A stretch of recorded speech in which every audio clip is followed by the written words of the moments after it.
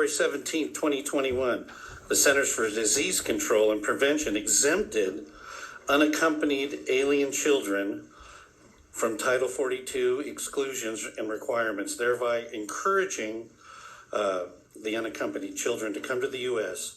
and the parents to pay the cartels to smuggle their children to the U.S. border.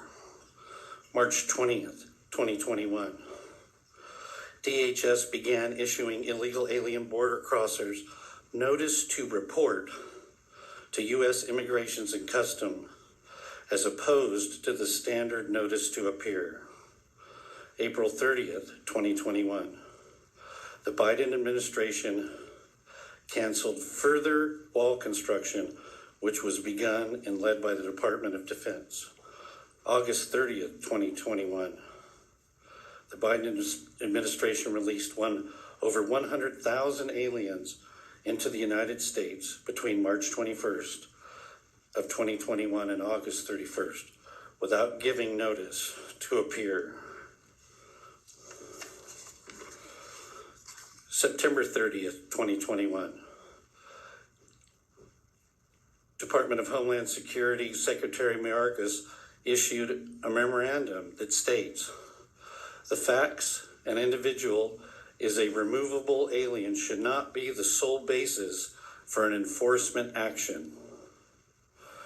There's over 60 of these, and of course, I'm not going to read them all, or we'd be here till... Thank you, Representative.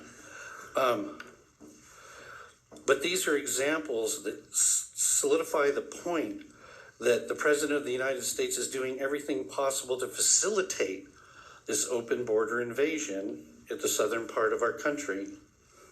And therefore, we do call on Congress for the impeachment of the President of the United States and for the other things that need to take place before we do any other considerations that are laid out in this House Joint Memorial. This is a national problem and a state problem, and it needs to be solved, and it needs to be solved now. And with that, I'll stand for any questions. Thank you, Representative Hawkins. Are there questions? Representative Gannon. Thank you, Mr. Chairman, and Representative Hawkins. Isn't it correct that the Senate has passed a bipartisan bill to address the border problem, and that the House leader has refused to allow a vote in the House on the border problem? Representative Hawkins. Mr. Chairman, Representative Gannon, this document doesn't deal with the things that the Senate's done recently. I realize that there's some stuff out there that many other things are attached to. I am unaware of anything that deals with this problem by itself. Follow up. Thank you, Mr. Chairman. And Representative Hawkins, is there anything in your bill that addresses Congress's failure to pass legislation dealing with the immigration problem? Representative Hawkins. Thank you, Mr. Chairman. Representative Gannon. The entity in control and in charge of our borders is the Office of the President of the United States and those who work directly under him. Thank you. I think he was going to try to take this to general orders and put Congress in there as well, so we could support it. All right. Any further questions? Seeing none, we're going to go to public testimony. First up today, Mary Ruck. Mary, welcome back. Thanks. Good to see you again. Good to see everybody. I'm my regular self. Good morning, Mr. Chairman and Morning. Committee members. My name is Mary Ruck. I live in Boise, and I am speaking for myself in opposition to this memorial. I certainly agree that we have a continuing problem at our country's southern border and that Idaho has a quote-unquote thirst for cheap immigrant labor, most likely undocumented workers, who are some of the people who have come across that same southern border. To the point of HJM 8, please don't encourage impeachment. It is not the right tool to put in our toolbox to address this problem. Instead, thank you, Representative Gannon, demand that the House of Representatives work with the Senate on securing the border. Implore the Congress to do something together. they have an equal opportunity to work on this problem. And lastly, contrary to a statement in this proposal that, quote unquote, this memorial expresses the desire of Idaho citizens to hold President Biden and the federal government accountable for the invasion at our southern border, I just want to say this does not actually express my desire as an Idaho citizen for dealing with this problem. Impeachment is not the answer. Bipartisan congressional work is the answer. Please vote no on HJM 8. And thank you for taking public testimony. You're welcome. Mary, thank you for being back. Are there questions for Mary today? Seeing none, good to see you again. Next up will be Aaron Hildereth.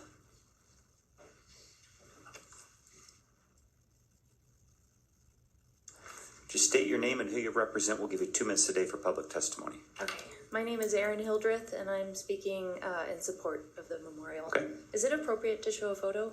Certainly. Okay. This is just a photograph of my brother.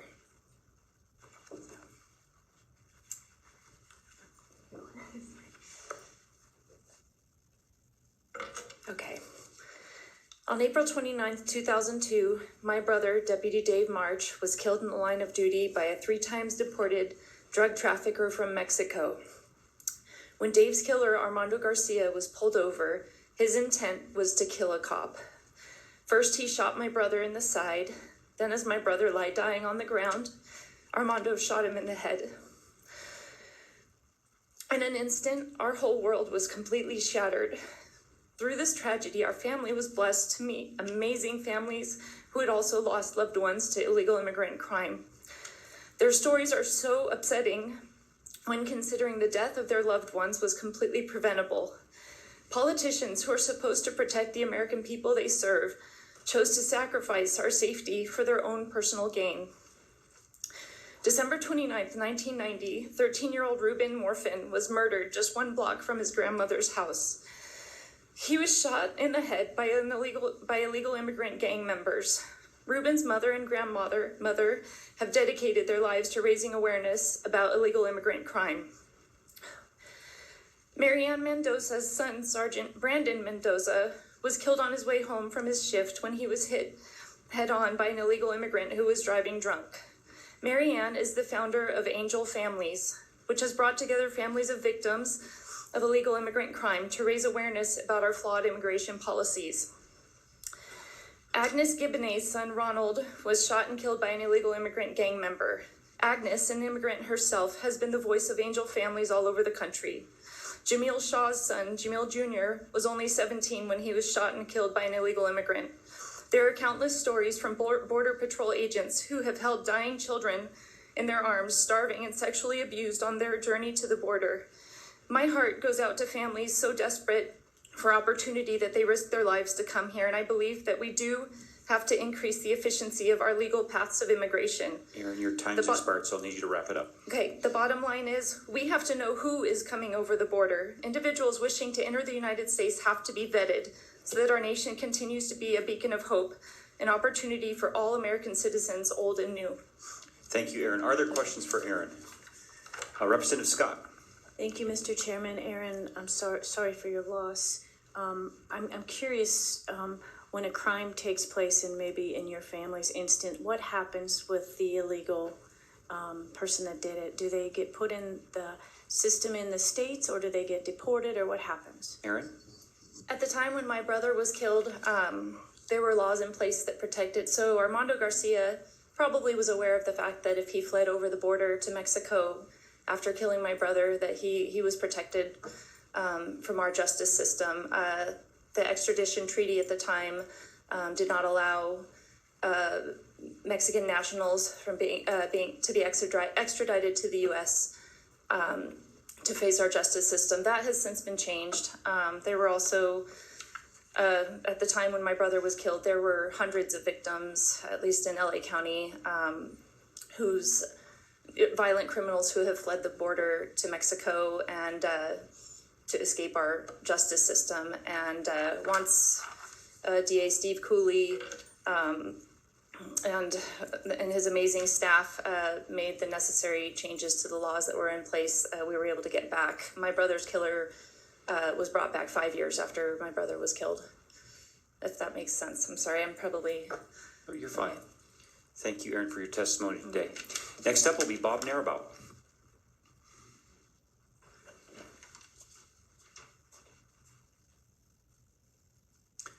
Bob, state your name, who you represent. We'll give you 2 minutes today for public testimony. Thank you, Mr. Chair. My name is Bob Narabout with the Idaho Dairy Association. I am registered as their government affairs official. And if the page could pass these out, please. What you're receiving is a statement from our board on a bill analysis of this bill. Mr. Chair, we're not here to, we're here to oppose this bill this joint memorial as written. And we're not here to debate the conclusions, which we'd hear forever. But we're here to have you look at lines 40, 41, and 42 at the bottom of the first page. And I want to tell you that those lines are inflammatory to our employers, my employers, the dairy producers. They're also kind of an insult to the employees at work. And I'm going to give you some examples. You'll see part of those on the handout. The average starting wage right now for a dairy worker is $15 to $18 an hour. But I'm going to expand that out to one of our Magic Valley Dairy board members, that individual has 230 employees spread across 5 dairies. His average monthly payroll is $1.1 million. Of that $1.1 million, if you break down the numbers, that's $4,780 plus bucks per employee. And that goes to Social Security, Medicare, unemployment, workers' compensation, income taxes, health care, needed to be provided. 30 of them have housing. And when he read the whereases, he said, well, I drug test all my people continually on a level. So our concern is just the misleading of those last 3 lines in this, because that's not true. If we were going to look at the H-2A program, which we do not qualify for, and I should have said up front, 90% of our labor force is foreign-born, but we don't have a visa program. That's why it's so important for our national government to get off the backside and start doing something on immigration reform and provide for year-round employees like we need for the dairy industry. Mr. Chair, I've got a lot more to say, but I see that time just expired, so I'll stand for any questions. Thank please. you. Are there questions for Mr. Narabout? Representative Scott, then Representative Young, then Representative Achilles. Thank you, Mr. Chairman and Mr. Narabout. You said 230 employees, or 90%, are foreign-born. Does that mean they're illegals? Are they here illegally? So, Mr. Narabout? Mr. Chair and Representative Scott, so this dairy has 230 employees. Totally in the industry, there's probably 4,000 employees on our dairies. What it tells you is that we don't have a visa program. 90% are here of our labor force is foreign-born. They all present the proper paperwork that says they have the right to be hired. They all have that, and we don't refuse it. We look at it, and it looks legal. We hire them. Just like in our younger days, some might have had a driver's license to go forward and purchase some products that they could get away with that driver's license. The same is true with our industry. But we don't, and that's why it's so critical to us. We do not have a visa program. Year-round agriculture does not have a visa program.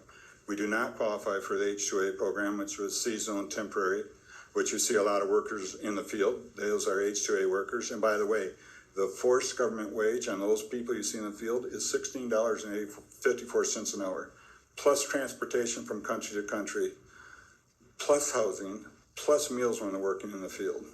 So, I mean, it's there and it's reality. And we don't hide from the fact we don't have a visa program because that wouldn't do us any good. We're very straightforward about it.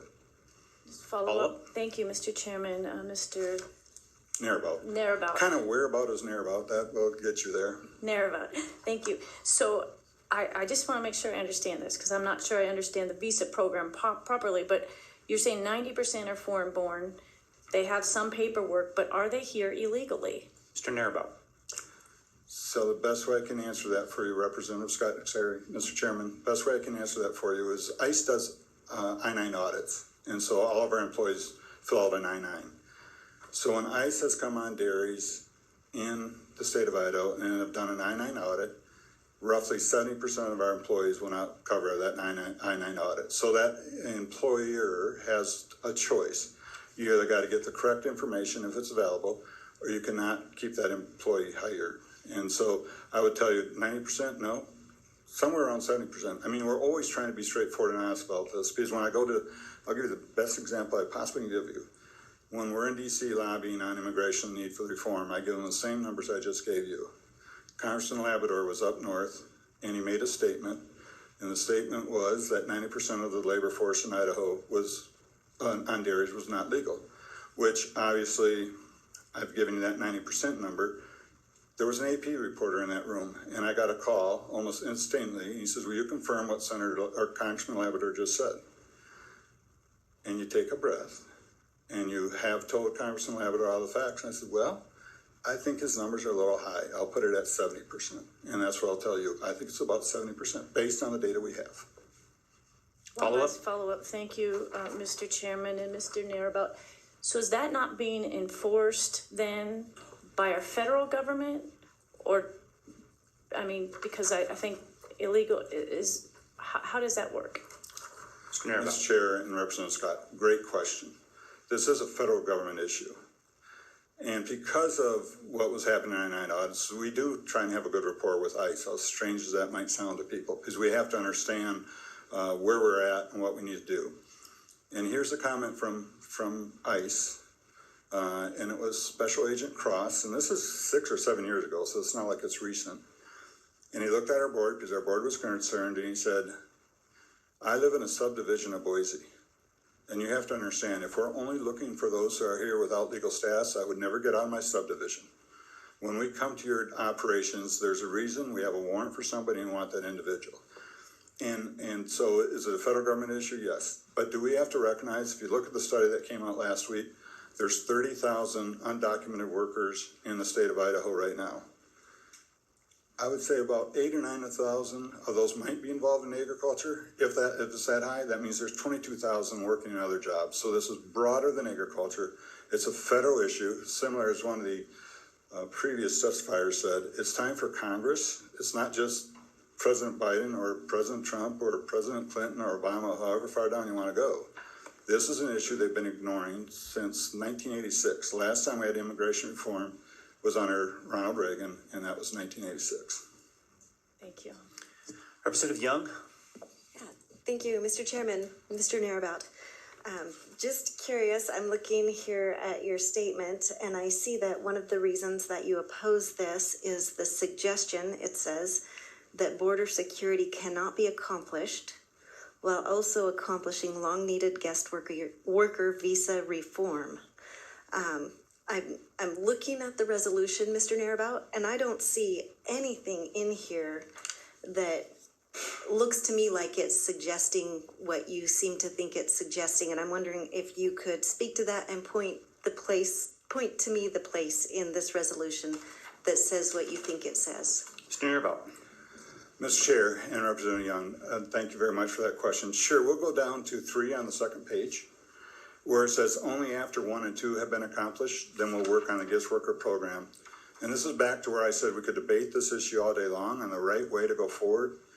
And we believe, and I think it's the opinion of a lot of us who worked in the immigration field for a long period of time, you cannot have complete border security until you have a legal entryway to come into the country. So we think they have to be done simultaneously, not accomplish one over the other. But that's just a fact of opinion. As I said earlier, we could be in this room all day long to debate immigration and how we go forward. But as Representative Scott pointed out, it's a federal issue. If we had the right to issue visas in the state of Idaho, I'd be working on you and say, hey, we need visas for these workers. Let's vet them properly and let's get them on in our country, in our state. But we don't have that right. That lies with the federal government. Representative Young? Thank you, Mr. Chairman. Maybe just a quick follow-up then, just to be sure that I understand your position. So you are supportive of the idea that the federal government ought to be doing its job?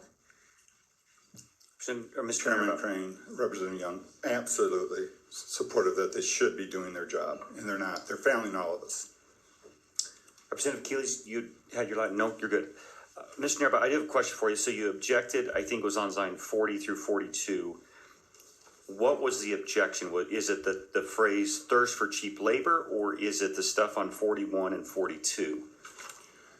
Mr. Chair, it's the phrase, thirst for cheap labor in Idaho. It's not talking, it says in Idaho. So that's the direct pointed at all of us who have to hire foreign-born labor because we do not have domestic workers willing to do it. If I can jump onto that equation. So there are organizations that work in the H-2A field that we talked about earlier for that seasonal and temporary. And last year, we'll use Snake River Association, that's out of Magic Valley. So every time they normally fill out about 6,000 H-2A applicants for the state of Idaho. They have to offer that to domestic workers first. They have to advertise it and put it in. For those 6,000 jobs, they had 23 domestic workers apply. And out of those 23, 12 qualified and 2 got hired. 1 lasted 1 day, 1 lasted till almost harvest, but not quite harvest. Whether we like it or not, first generation, regardless of your ethnicity, their goal is not to work in agriculture. Their goal is not to move pipes. Their goal is not to hoe. Their goal is not to milk cows. So we have become dependent, like it or not, on a foreign-born labor that we have to have in this country. And sad to say, my industry doesn't even have access to a visa to make that happen. So a follow-up then on that question would be, I understand now it's on line 40 where your objection is at, and I'm seeing where you guys are paying 15 to 18 an hour.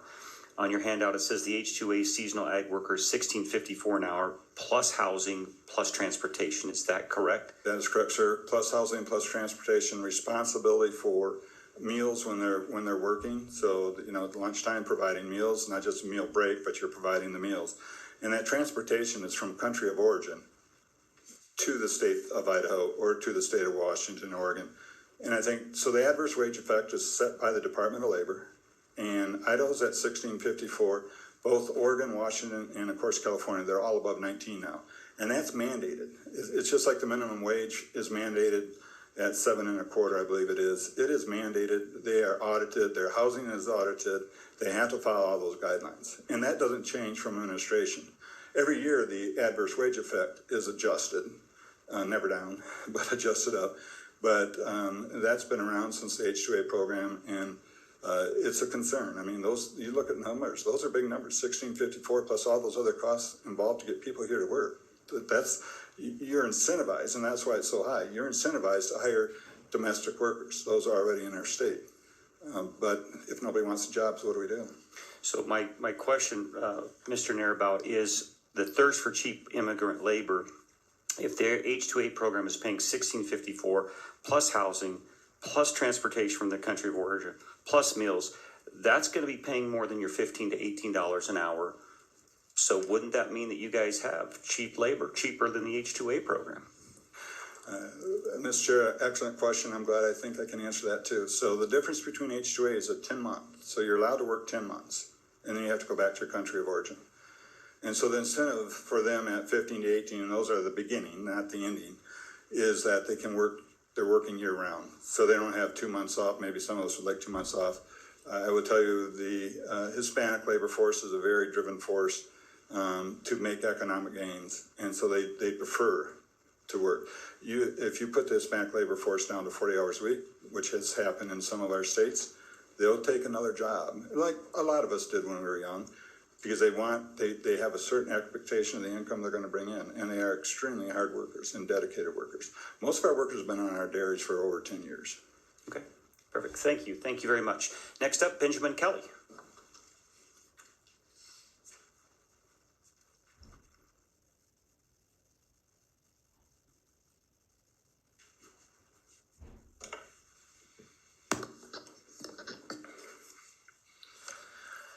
Thank you, Mr. Chairman and members of the committee. My name is Benjamin Kelly, representing Food Producers of Idaho. And we oppose HJM 8 and ask for your no vote on this memorial. The language of the memorial suggests that border security can't be accomplished while also providing long-needed guest worker reform. We will continue to advocate for year-round guest worker reform on the federal level. We can all agree that the federal government needs to both fix the guest worker program and to secure the border. Unfortunately, this memorial demeans agricultural employees and employers who are working within the confines of a flawed guest worker program that needs to be reformed and is imperfect. agriculture employers have led the way for advocating for federal policy that will responsibly modernize our national immigration system. Mr. Chairman, members of the committee, we ask for your no vote on HJM 8. Thank you, Mr. Kelly. Are there questions today for Mr. Kelly? Representative Scott. Thank you, Mr. Chairman. Mr. Kelly, can you let me know who the food producers are? Is this, just to give me an idea of the companies involved? Mr. Kelly. Yeah, Mr. Chairman and Representative Scott, Food Producers of Idaho represents a little over 40 different agriculture and natural resource organizations. So that'll be associations, that'll be agribusiness, that'll be individual farmers.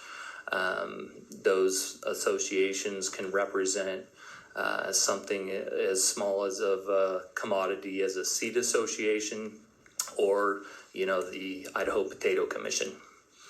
Follow-up. Thank you, Mr. Chairman. Mr. Kelly, do you have corporations as part of that? Mr. Kelly. Mr. Chairman, Representative Scott, yeah, we do. One last follow-up. Sure. Thank you, Mr. Chairman, Mr. Kelly. So we learned from the gentleman from the dairy farmers that they had about 70% of their workforce is illegal, undocumented, whatever you want to call them, but illegal. Can you tell me what percent of food producers' workforce is illegal or undocumented? Mr. Kelly. Mr. Chairman, Representative Scott, no, I definitely cannot. The wide berth that we represent, once again, back to your question, there's corporations involved, there's small seed associations involved, Idaho Dairymen's involved, and so different industries, different farmland, whether you're a dryland farmer, whether you're a lettuce farmer, necessitates the how many workers you need, and that's where that would come from. That number would have to come from, and I'd have to get in the weeds on that. I don't have any number for that. One last follow-up. Thank you. Sure. Mr. Chairman, Mr. Kelly, can you tell me, is a couple of your larger corporations, I think like Monsanto might be one of yours, but can you just give me a couple of the larger corporations that food producers represents? Mr. Kelly. Mr. Chairman, Representative Scott, formerly Monsanto would be Bayer, and we have J.R. Simplot is another one that comes to the top of my mind. Thank you. Any further questions? Representative Young. Thank you, Mr. Chairman. Mr. Kelly, just wondering, as we look at this issue, I think there's probably some common frustration with the lack of a good way to bring people here who are ready and interested in working. We were told just a little bit ago that we ought to just have Congress pass a bill to fix things at the border and not point the finger at the president.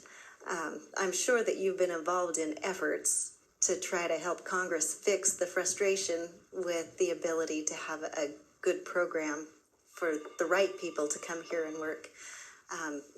Would you be willing to speak to some of those efforts and maybe your experience with that? I'm just curious. Mr. Kelly. Yeah, Mr. Chairman, Representative Young, I personally have not been back to DC on this issue.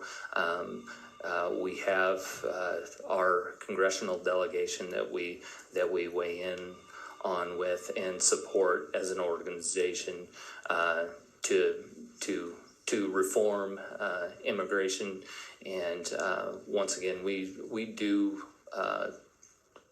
wholeheartedly see that there needs to be reform on the border as well. But that would probably be a little bit more in the bailiwick of Mr. Narrabout. Seeing no further questions, thank you, Mr. Kelly, for being here. Next up, Braden Jensen, followed by Fred Birnbaum.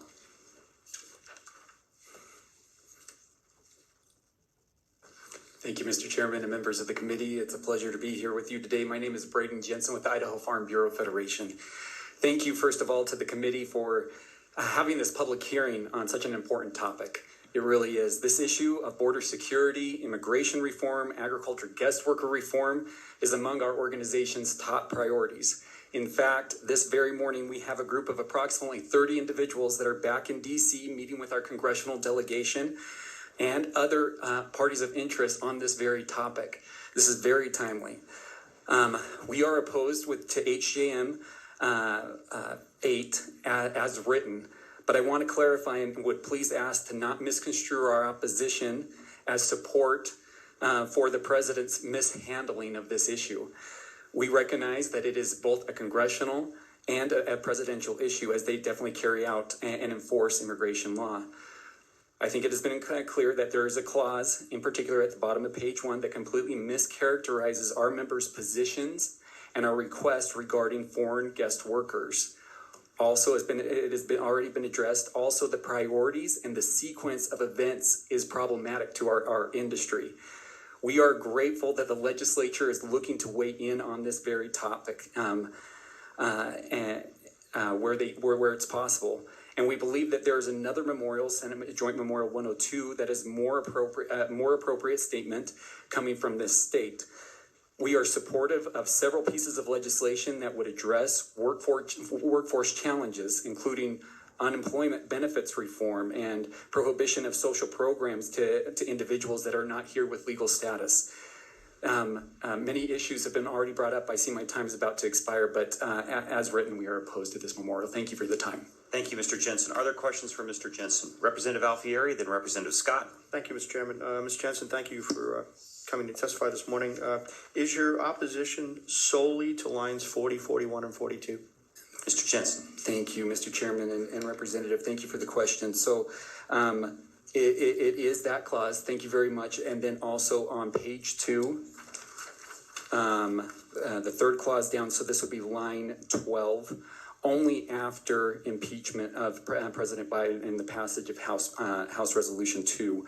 Our concern is that there is a real need for reform now, and there's real issues now. We have individuals in this state that, in our industry are making planning decisions on what they're able to do based off of the labor force that they're able to get their labor needs met. And so we need this action now, and we don't want to be kicking it down the road. We think that this could be addressed multiple at the same time. Follow. So the removal of those two items, with the removal of those two items, you would be in support of this? Yeah, Mr. Chairman and Representative, thank you for that. Those are the issues that we have with this. The other issues, again, we appreciate that the fact that this legislature wants to offer a statement on this. So thank you. Representative Scott. Thank you, Mr. Chairman and Mr. Jensen. So I'm just trying to understand this better, because when I think of Farm Bureau, I think of the small farms, not the big farms with illegal workers. And so what my question is, you say that you want reform before impeachment, but you agree that there is a problem that only, you agree with the impeachment of the president. So why would you not want to address the very first issue of that, which would then you maybe get more favorable? I guess, are you trying to justify illegals by dealing with that first under the current administration? Mr. Jensen. And Mr. Chairman, thank you very much. And Representative Scott, thank you for the question. I'm not for sure if I know how to respond to it. Just to clarify the question, are you saying that why are we not in support of impeaching the president prior to taking care of border security? Okay, perfect. Thank you so very much. So with that, again, we recognize that it's the administration that has to carry out the law, and it's their failure to do so. We've seen administrations in the past do a much better job. Not perfect by any means, because illegal immigration has continued to happen. But we also recognize that there is a need for Congress to pass certain immigration reform. And so we don't see that it needs to be this one absolutely first before we can do the other. Because currently, I think we have to be realistic that impeachment of the current president is probably highly unlikely, and yet we have individuals here that we have farmers and ranchers in the state that need some help on the immigration guest worker front. Follow-up? Thank you, Mr. Chairman. Mr. Jensen, so does the Farm Bureau think, do they think that the 30,000 undocumented illegal aliens in our state right now should be legitimized or given a pass? Mr. Jensen? Thank you, Mr. Chairman and Representative Scott. We recognize that there are certain individuals that probably do not have the proper documentation to pass an ICE audit and everything like that. But they are the individuals that are working for us. And I think we have to have that kind of respect. What happens to our industry if those individuals just completely go away? That's the best response I can respond back to you. So thank you. Representative Allgood? Thank you and good morning. Good morning. So under the previous administration, we had far less people coming across the border. How did that impact the people you represent? Mr. Jensen? Thank you, Mr. Chairman and Representative Allgood. Thank you for the question. Truthfully, our membership is made up of both large and small producers, also sectors of the industry that would be considered seasonal and year-round. Many of our employers are currently utilizing the H-2A system, and what we have seen over the past several years, 5 in particular, is a substantial increase in participation in that guest worker program. There's been studies on the topic of individuals that are here illegally without status, and I guess I'm not sure exactly how to best answer your question, Representative Allgood, if that gets to your point. Representative Allgood? Yeah, I was just wondering if under the previous administration where there was walls and more effort to close the border, if that created a shortage in workers in the fields that you represent. Okay, good. Thank you. Mr. Jensen? Mr. Chairman and Representative, thank you for that question, and thank you for clarifying. From my understanding, no, that was an issue. Again, we want the border to be enforced. Nobody knows the value of fences better than farmers and ranchers. And as part of any good fence, there is a gate. And that needs to be monitored, it needs to be maintained, it needs to be respected. We recognize that. And so, I hope that answers your question, Representative. Yeah, I remember your no trespassing law you guys brought. Yeah, exactly. Discussed right here, right? All right, Representative Gannon. Thank you, Mr. Chairman, and thank you for being here today. As I understand it, and correct me if I'm wrong, a bipartisan bill has passed the United States Senate with more than a 60-vote majority in favor, and dealing with the immigration crisis that we have. And as I understand it, the Speaker of the United States House of Representatives refuses to hear it, refuses to allow public hearings, refuses to allow a vote, puts it in his drawer, and says, we're not going to do anything. Do you support that? Mr. Jensen? Mr. Chairman and Representative Gannon, thank you for the question. That bill in particular, I think there are several flaws with that. There's reason why I'm certain that individuals in the House will not hear that bill. I don't have all the specifics of that bill in front of me, but there are certain triggers and thresholds that after a certain point of illegal immigration between ports of entry, increased enforcement will not happen until that threshold is triggered on a per day basis. In our consideration, that is a real concern. That's a real issue, and that is not a proper solution. More can be done. But as we look at the border situation, we also have to look at the other aspects of this broader topic, and it is nuanced and it is very difficult and challenging. Follow-up? Thank you, Mr. Chairman, sir. So, you have a concern with the bill that passed the Senate.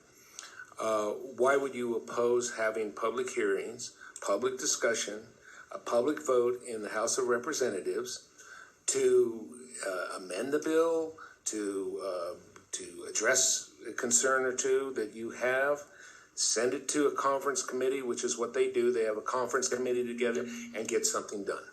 Mr. Jensen. Mr. Chairman and Representative Gannon, thank you very much. We are not opposed to the conversation happening in Congress. As written, that bill will not solve the solution in our minds. We're not opposed to having the conversation and going through the difficult process of getting input and all this.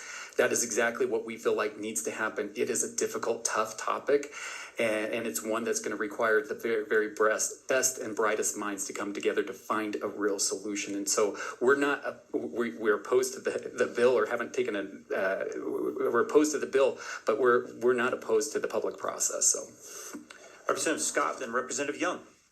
Thank you, Mr. Chairman and Mr. Jensen.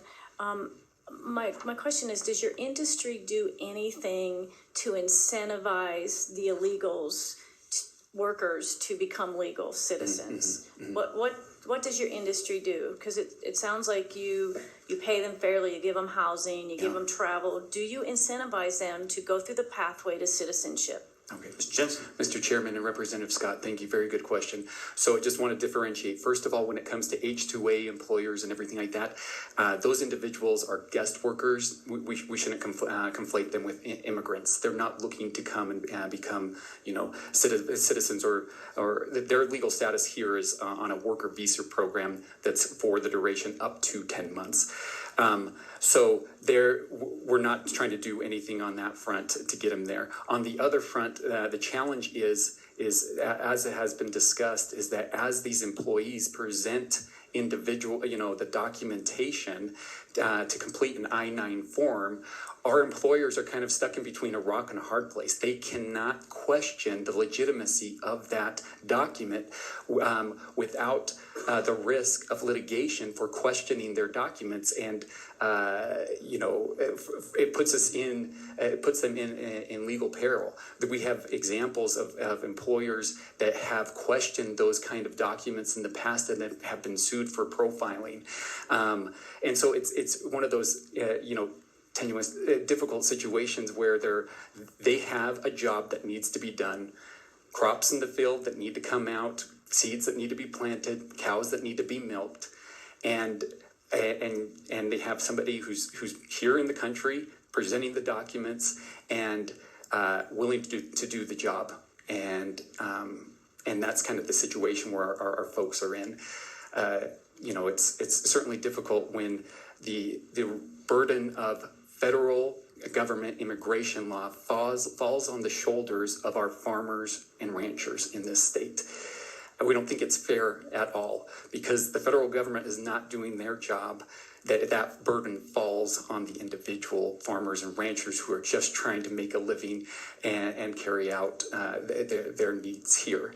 And so we're as frustrated as anybody, but at the same time, we don't want to be in the legal jeopardy of questioning or criticized for stereotyping or profiling an individual as well.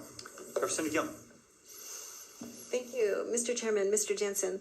I'm just curious, you stated that you're actively working to bring about some immigration reform.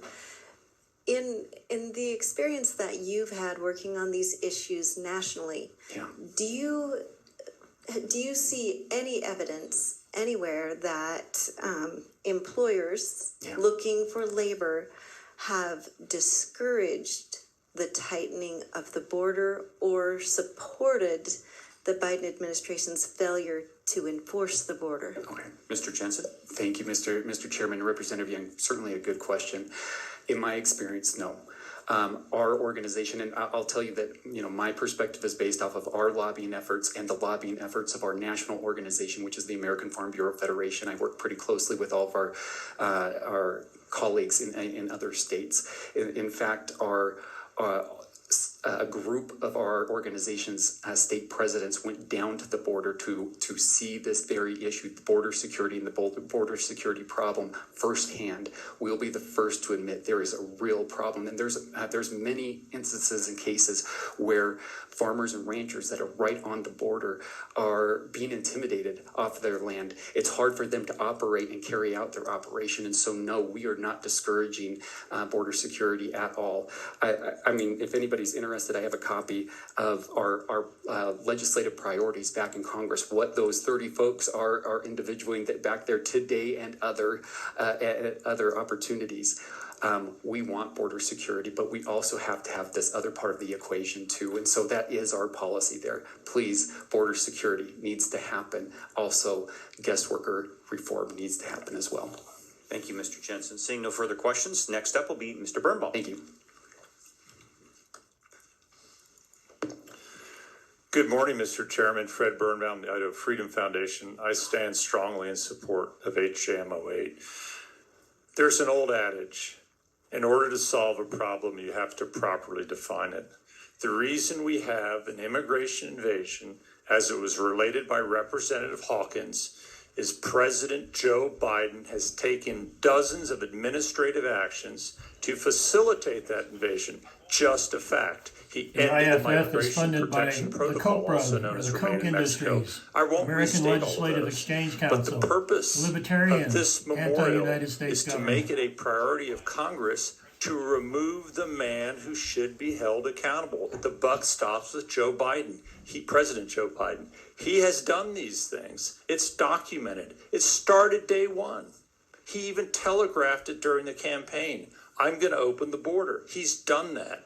So for people to say we need targeted immigration reform, if the current president will not enforce current laws, why would passing new laws fix that? He's not enforcing current laws. He's not allowed to do what he's doing. He's twisting the law the way he has twisted the laws as it relates to student debt. He's doing that with immigration. So that's why this memorial is so important in calling for his impeachment. He is doing these things. It's a conscious decision. Secondarily, if you look at page 2 and you look at the precedence of the language, it says Congress should prioritize laws further tightening border security and immigration before funding the war in Ukraine.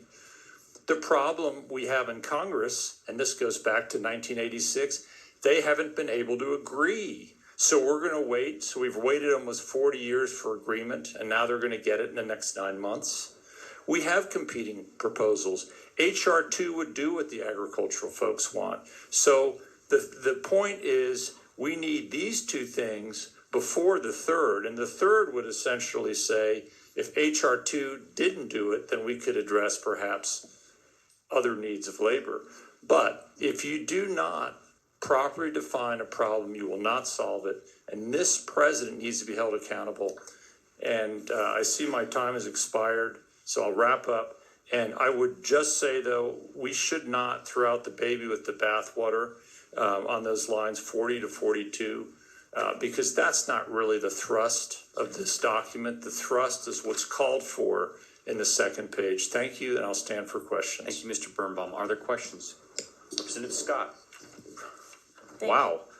You know, you haven't been in here yet this year, and I think that they're like, hey, we've got a shot at this guy. We're going to ask all of our questions. So I'll try to keep them just at the House Joint Memorial. Thank you, Mr. Chairman. Go ahead, Scott. Thank you, Mr. Chairman and Mr. Birnbaum. I do appreciate the policy work that your organization does.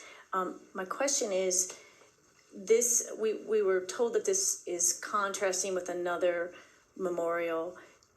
Can you tell me what this does that the other one doesn't do? Mr. Birnbaum.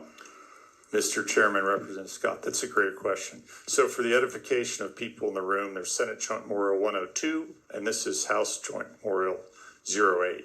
And this one does what we've talked about, which is calling for the impeachment of the president, passage of HR 2 as the priorities. The other joint memorial, in contrast, has a lot of very good language in the introduction. But if you look at the concluding paragraphs, it says just one thing: targeted immigration reform. It says it twice: targeted immigration reform. That's fine. But what you have, and the problem we have right now, is Congress passed, the U.S. House, HR 2, which is targeted immigration reform. On the Senate side, we'll call it the Senator Langford of Oklahoma, the Langford Compromise, which included money for Ukraine. And as the gentleman from the Farm Bureau alluded to, it allowed thousands of people to stream into the country every day before anything was done. So this is the problem with the other memorial. It just basically continues the charade that's been happening for nearly 40 years. It might be very difficult with 100 senators and 435 representatives representing 50 states, practically evenly divided to get an appropriate level of compromise on targeted immigration reform. So we're going to wait for another 8 million people to come in? No. The president, under current law, any president, and we could see the contrast between President Biden and President Trump, under current law, if the president did everything they wanted, they could reduce immigration to a trickle. They wouldn't stop it. And then we could have a discussion about H-2A visas. That should be the priority, and that's why this memorial is better than Senate Joint Memorial 102. Representative Alfieri?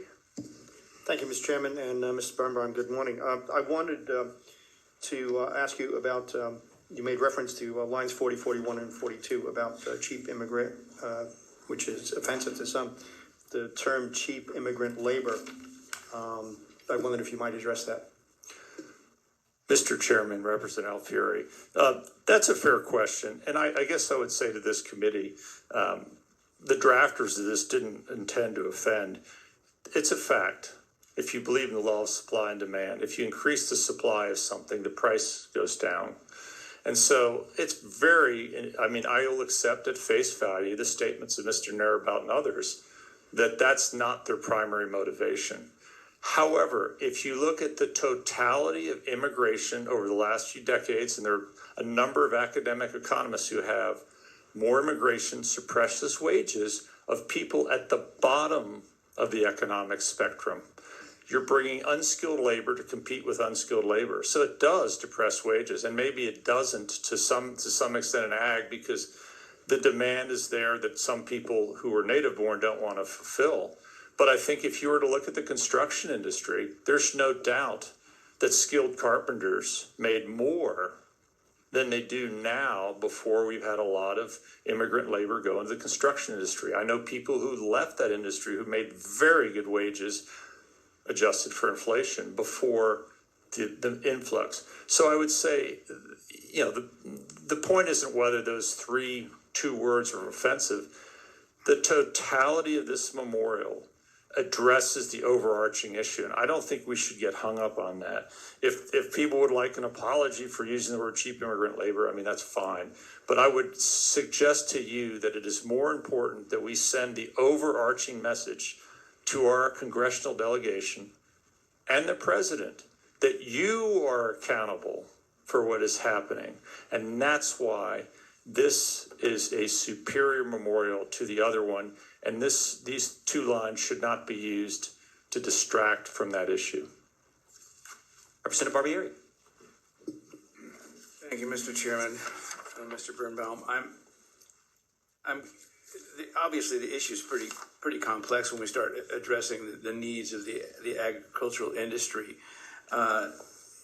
Is there, in your mind, confusion or is there conflation with respect to the idea that we need an appropriate immigration policy to let temporary workers in, and what is actually happening on the border in terms of just being wide open? Are these, in your mind, two different issues, and therefore that's why we have to go toward the president and the enforcement mechanism? Mr. Birnbaum. Mr. Chairman, Representative Barbieri, that's a very good question. So I think the whole notion behind the H-2A, where people come temporarily, that actually goes back to World War II. I'm going to mispronounce it. I think it was called Bracero Program, Strong Arm, because so many men during the Second World War were obviously fighting overseas. So yes, I think there is a conflation between the needs of seasonal agricultural work and maybe even year-round work for the dairies, and the fact that the border is wide open, letting millions in. And by the way, the millions we've talked about, we haven't really even discussed the getaways, because when you flood the ports of entry with people, it's going to be much harder for the Border Patrol to protect all of us from the people nobody wants here and who aren't interested in working. They're here to deal drugs or to do other things. And that's just a fact. So yes, I think there has been a conflation, and that the needs of agriculture are legitimate. And the seasonal programs, like I said, that has a long history. But that should not be the overarching issue. The overarching issue should be the president's conduct these last 3 years to facilitate an open invasion of thousands of people streaming across the border. Thank you. Representative Gannon. Thank you, Mr. Chairman, and Mr. Birnbaum, and we miss you. We haven't seen you here lately. But I wonder if you're open to amending this resolution to include a call for removal of the Speaker of the House as Speaker of the House because he refuses to hear a bipartisan bill that passed the Senate with more than a 60-vote margin. He's put the bill in his drawer. He's obstructed the legislative process. And by doing so, we have no resolution, no solution, and no democracy in the United States Congress. Would you be interested in including that in your resolution? Well, I think, Representative Gannon, that probably should be directed at the bill's sponsor. So do you want to hold that question for the bill sponsor? Bill sponsor, you might be prepared to answer that, okay? Could I comment briefly You're on welcome that? to comment on that. Just on the, Mr. Chairman and Representative Gannon, I think there are a couple inaccuracies in that. So yes, the Langford Compromise with the Ukraine money did pass the Senate. However, H.R. 2 passed the House.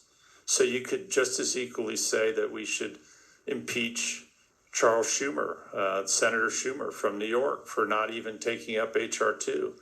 And as the gentleman from the Farm Bureau acknowledged, they don't support the Langford Compromise simply because it still lets, instead of maybe 3 million streaming in a year, it'll be 1.5 million. So it's not actually doing anything.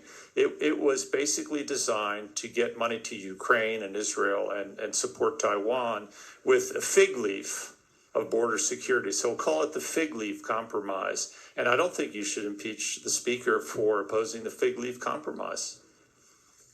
Follow up?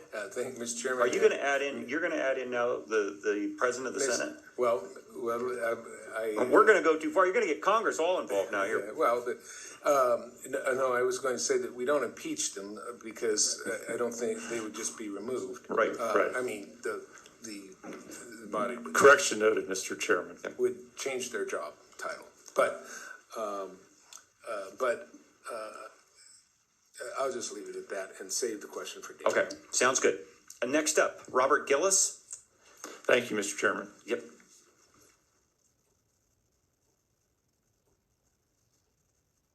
Mr. Chairman, Committee, Robert Gillis, Idaho Tough on Crime. I'm a 25-year law enforcement veteran from Los Angeles, a retired sergeant. Through most of my career, I worked gangs and narcotics. As part of that team, we had ICE agents assigned to our team. Routinely, when we were investigating shootings and drug trafficking, there was nexus to cartels. So ICE was often involved with our operations. I responded to Aaron's brother's murder when he was shot and killed, executed on that traffic stop. My team was part of the team that searched for that killer for days and weeks. We've all seen the things that are going on in our country right now. We can look back, not just Dave's murder, but look back into things that have been in the news. 2015, Kate Steinle getting murdered in San Francisco by an immigrant, an illegal immigrant. 2020, a Newman police officer in Northern California was shot and killed, executed on a traffic stop by an illegal immigrant. 2022, a Houston police officer was shot and killed at a domestic violence call by an illegal immigrant.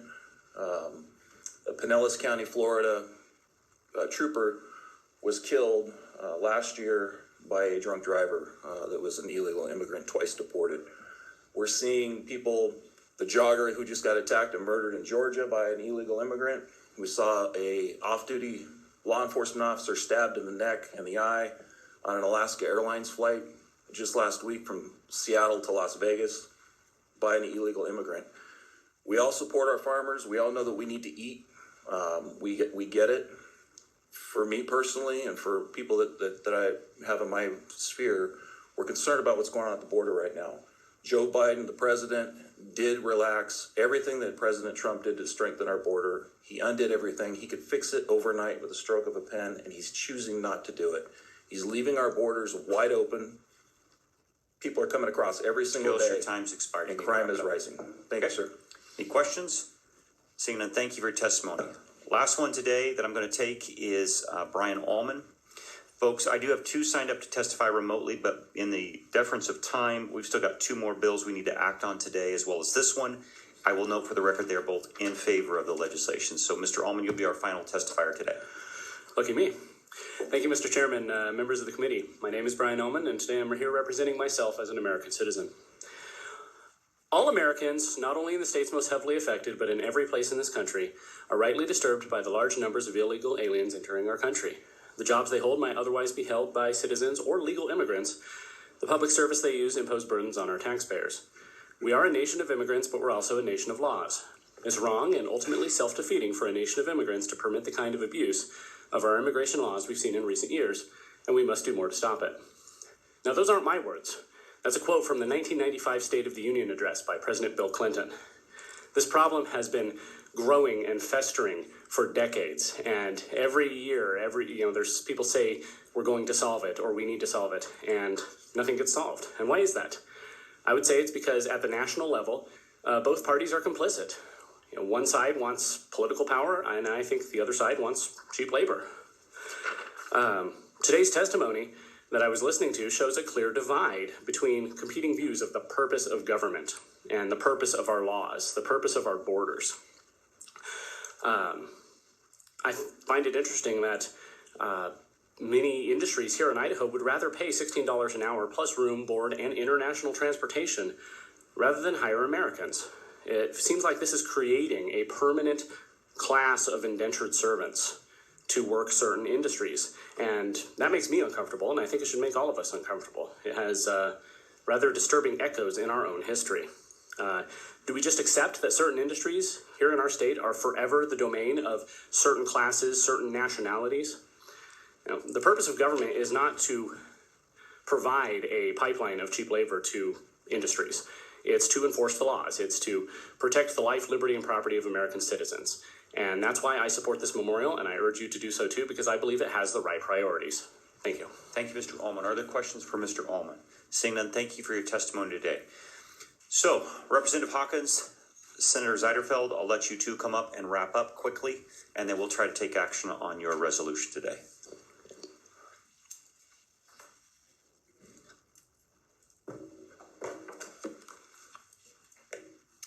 Thank you, Chairman Crane and committee. I am Senator Glenita Zeiderfeld from District 24, which includes Twin Falls County, Gooding County, and Camas counties. And I am thankful that you're allowing me to come forward and share some information on this. And I was wanting to touch base on a few things that was not mentioned that we need to take into consideration with the issues of our border, and that is the fiscal burden on American citizens. And so I have done I have a report here done by FAIR, Federation for American Immigration Reform. And it basically explains the total cost to the federal and to the states as a whole, so all 50 states. And combined together, it actually costs citizens $182 billion a year for our illegal immigration problem. So then you take in, because you'll hear a lot of times that a lot of the illegals pay into our system. Well, that number is estimated at $31.4 billion that they pay in, which leaves a burden of $150 billion burden still on the taxpayer. And so that's another area that we need to take in consideration as we're looking at this memorial, that we cannot continue to go down this road of the cost of what it's costing us, not only through the sex trafficking and human trafficking, fentanyl trafficking, but it is also a burden on America already. And so I just was wanting to share that real quick. Another issue that was brought up was on the H-2A program. That's actually a year-long program. And I think Representative Hawkins is going to discuss that. And so I work in that industry, and I know very well what's going on, and I'm sorry that they're having the issues that they're having. But as legislators, we cannot allow lawlessness to continue because there's a need. Because then what is the next law that we're going to allow because somebody can prove a need? And so I just really want to strongly encourage you that this is very important. And when you talk about President Biden, we need to not put the cart before the horse. I really believe that if we put pressure to impeach President Biden, that is going to fix our issues that we have with workers, because it's going to put a motivation behind people when we take that big step. So on that last page, that's going to benefit them when we take this strong stance. When we say Idaho's going to be strong on this stance, it is actually going to help our issues with the workforce issues that we have here. And so I will allow this, sorry, I keep on calling him Senator, Representative Hawkins. Thank you, Senator. Representative, you'll finish the closing statements here so we can take action on your bill. bet. If you Thank could you, make it Mr. brief, that Chairman. would be great. Yes, thank you, Mr. Chairman and committee.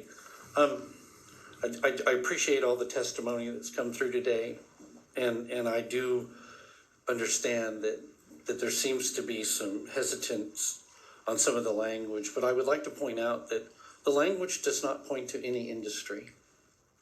It doesn't single out any one industry or even mention agriculture as a whole. It talks about the fact that we are contributing to this invasion. And I'll bring it a little closer to home. And I think I mentioned this when we came in before.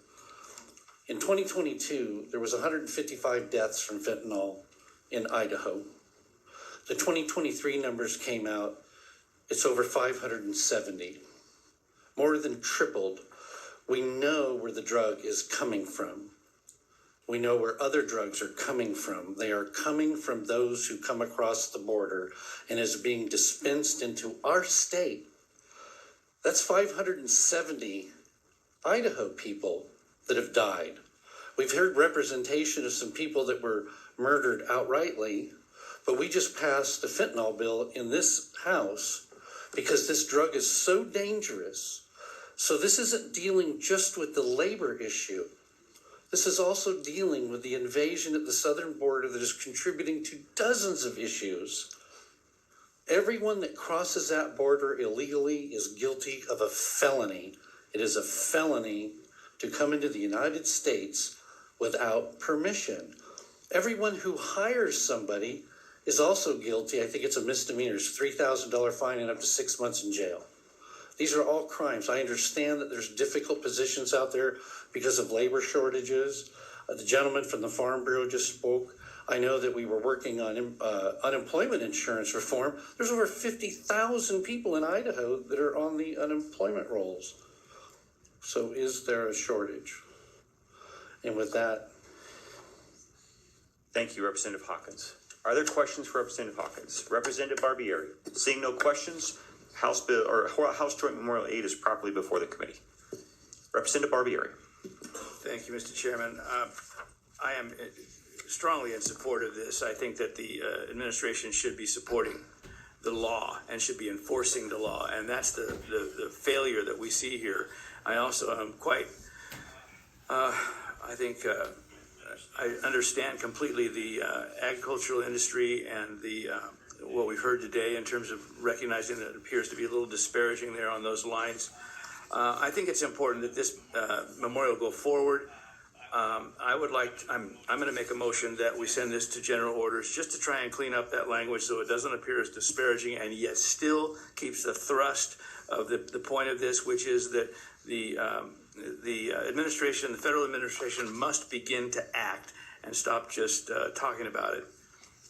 Thank you, Representative Barbieri. Committee, we have a motion to send House Joint Memorial 8 to general orders. Is there discussion on that motion? Representative Gannon. Thank you, Mr. Chairman, and I'll support that motion and just indicate that I'm going to have an amendment to have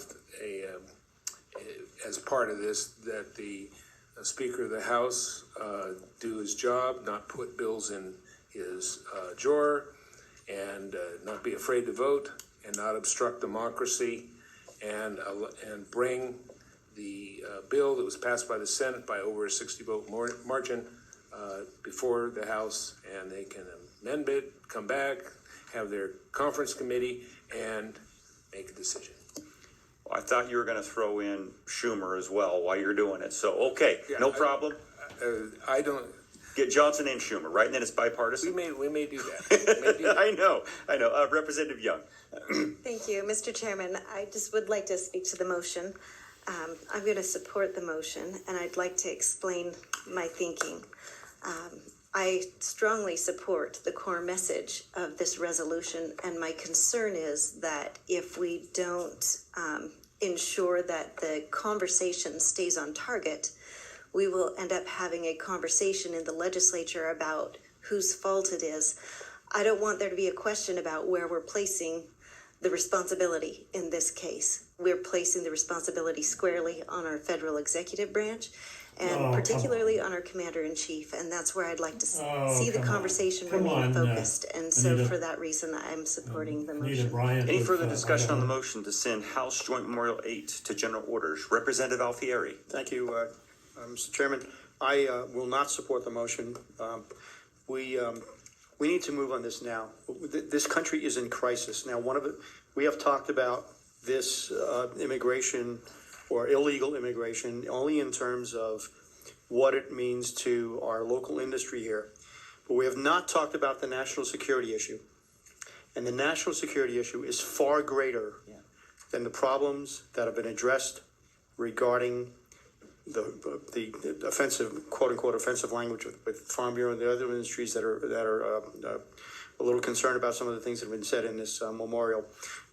We are, in addition to the fentanyl issues, we are facing a crisis where we have Chinese nationals crossing the border. They are third or fourth in number. We have been told that the largest number of people crossing the border are of military age young men. So we don't have time to act on this. We don't have time to continue to make changes to this, as we did with our fentanyl legislation last year. We spent so much time on trying to revise fentanyl to get it right last year. Hundreds of people died as a result of that. We must act on this now, so I do not support this resolution. I mean, the amendment. You do not support the motion to send to general orders? I do not. Okay, I think we got that clear. Representative Scott. Thank you, Mr. Chairman. I'll make a substitute motion that we send to the floor with a due pass recommendation. I'll probably vote for either motion, but I find it disturbing that we have people that have felt the effects of this and hearing their stories, and then we have others, industry, that has come here literally admitting that they're doing something illegal. Because to me, if it is a crime to employ someone that is illegal, that's just disturbing to me that we're allowing that. The other point that What you I missed found was who's going to very work in those interesting is we industries? keep They hearing can't get labor any locals to work in labor those shortage. industries. Ms. Scott? 50,000 unemployed people in Idaho. If the industry can offer housing to guest workers with all the extra perks to come in and out, why can't they do that to some of the 50,000 unemployed people from our state? I do think these are conduits for drugs in our state, and with the fentanyl such an issue, we all tried to address that earlier, but we were told even in that will not fix the problem. And I think reducing, I just agree with the gentleman that this needs to be addressed hard and immediately. So for that's why I'm making the substitute motion. Substitute motion is to send House Joint Memorial 8 to the floor with a due pass recommendation. Is there discussion on that motion? Seeing none, all in favor signify by saying aye. Aye. Opposed, nay. Nay. The motion has carried and it will be done. It will be sent to the floor with the due pass no recommendation. count, Committee now eh? consideration, House Bill 470.